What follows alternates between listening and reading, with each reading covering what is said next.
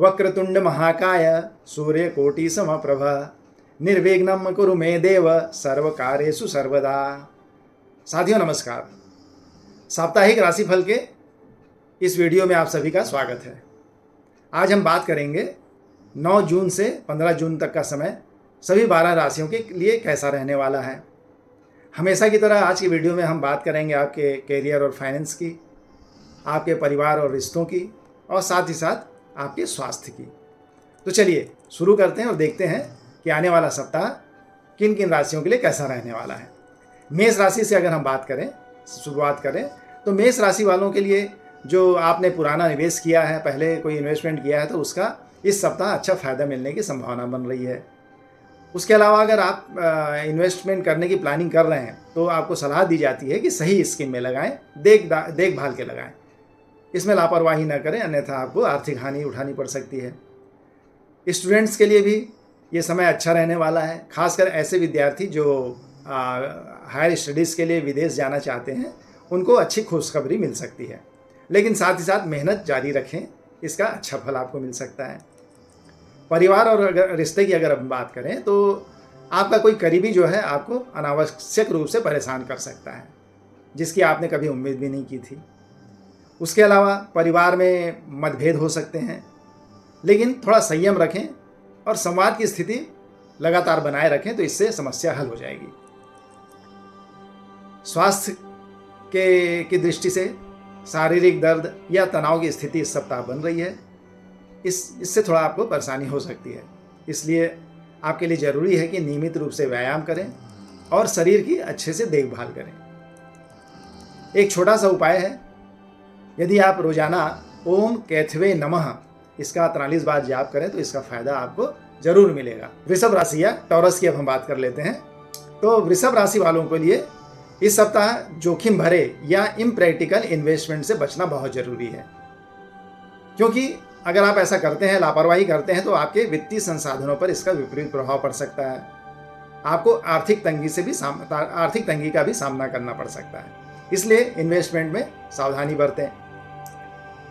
इस सप्ताह वरिष्ठ अधिकारियों या आपके जो हायर अथॉरिटीज़ हैं, उनसे आपको प्रशंसा भी मिलने की संभावना बन रही है। उनका समर्थन पूरा मिलेगा आपको। आपकी यात्राएं भी इस बार जो है सफल रहेंगी, आपके लिए अनुकूल रहेंगी, जिसके कारण आपके मन में संतोष बना रहेगा। परिवार की बात करें तो परिवार में किसी की तबीयत खराब हो सकती है। अचानक तबीयत बिगड़ने से आपको मानसिक तनाव झेलना पड़ सकता है। आपके लिए इस सप्ताह एक ज़रूरी चीज़ ये है कि आप घर की सफाई का बहुत ध्यान रखें। साथ ही साथ खाने में मसालेदार चीज़ों का अवॉइड करें, तो इससे आपका स्वास्थ्य जो है ठीक रहेगा। आपके लिए एक उपाय है, रोजाना 42 बार ओम महालक्ष्मी नमः इसका पाठ करें, जप करें, ये आपको फ़ायदा पहुंचाएगा। ये छोटा सा उपाय है, इसे ज़रूर करें और इसका पूरा लाभ उठाएं।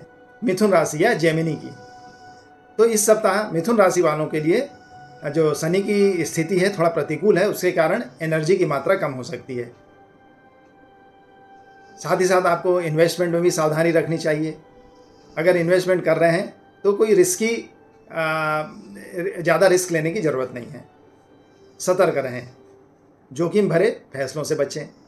साथ ही साथ आप अगर अपने सीनियर्स से या बड़ों की सलाह लेते हैं तो ये आपके लिए फ़ायदेमंद हो सकती है। ऐसे विद्यार्थी जो कंपटीशन में बैठ रहे हैं, उनके लिए समय अच्छा है, अच्छे रिजल्ट उनको मिल सकते हैं। परिवार की अगर हम बात करें तो इस सप्ताह परिवार में खुशी का माहौल बन सकता है, क्योंकि आप अपने बच्चों के पुरस्कार वितरण में शामिल हो सकते हैं। ये आपके लिए गर्व का पल रहेगा और इसके कारण जो है परिवार में खुशियाँ बढ़ेंगी। तो ये सप्ताह इस दृष्टि से आपके लिए बहुत अच्छा रहने वाला है।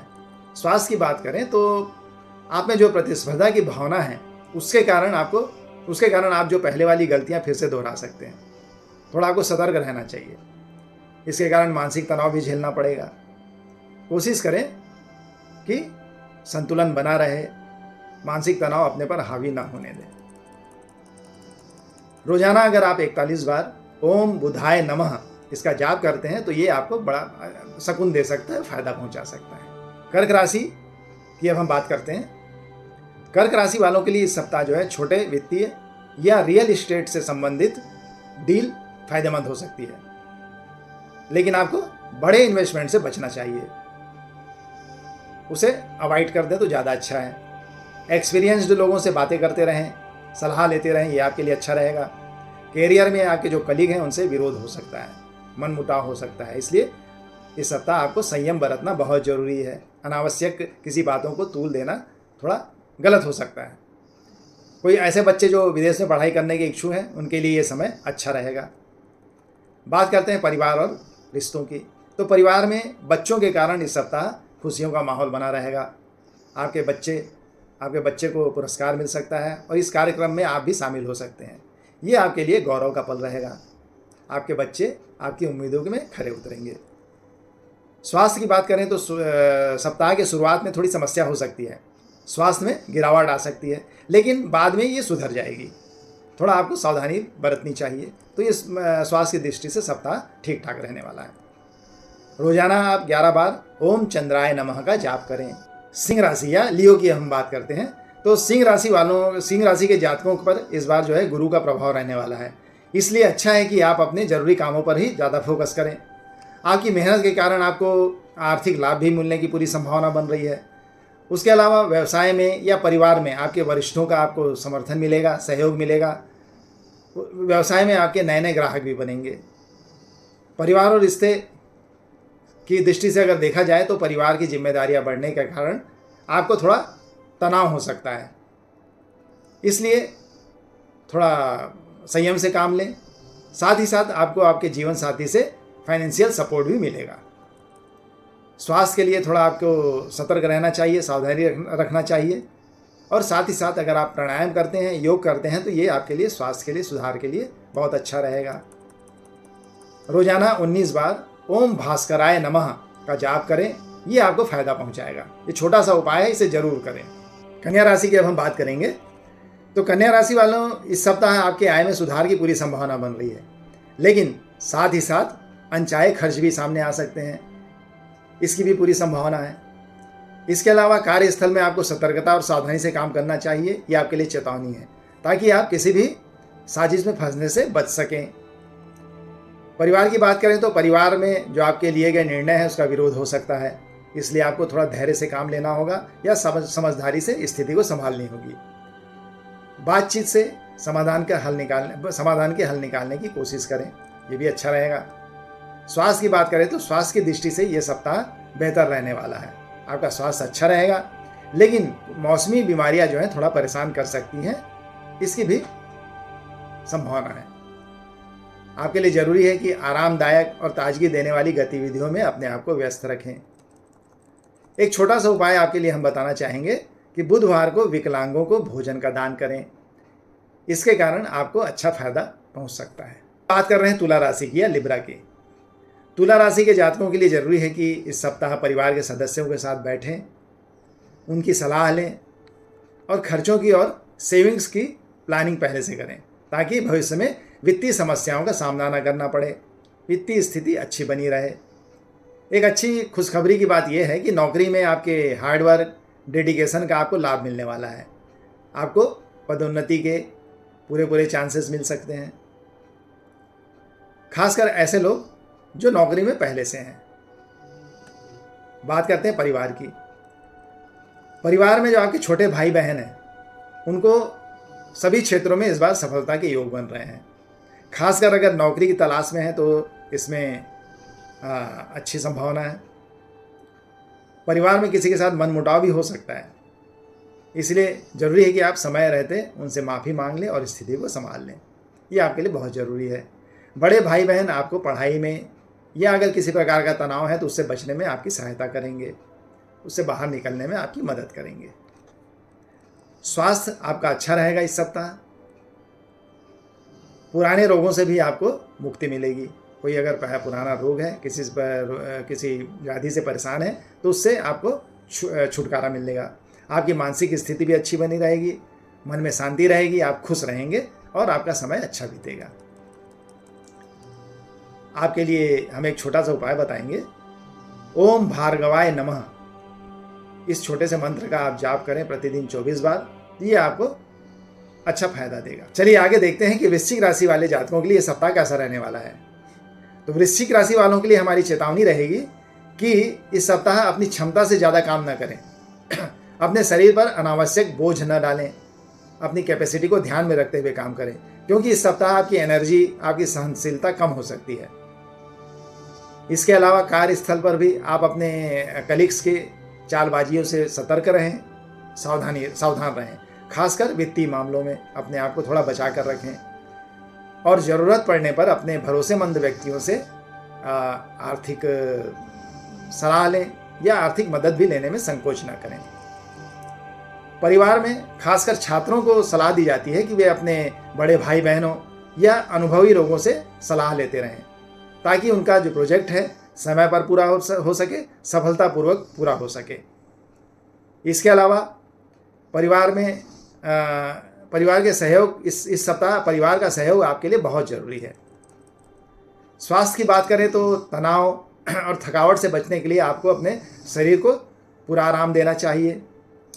शरीर में अगर कोई व्याधि है या कोई स्वास्थ्य संबंधी समस्या है तो उसे अवॉइड ना करें, तुरंत डॉक्टर की सलाह लें, ये आपके लिए बहुत ज़रूरी है। एक छोटा सा उपाय आपके लिए रहेगा कि प्रतिदिन 11 बार ओम दुर्गाय नमः का जाप करें। इससे आपको मानसिक शांति मिलेगी, आपको सफलता मिलेगी। धनु राशि की बात करते हैं।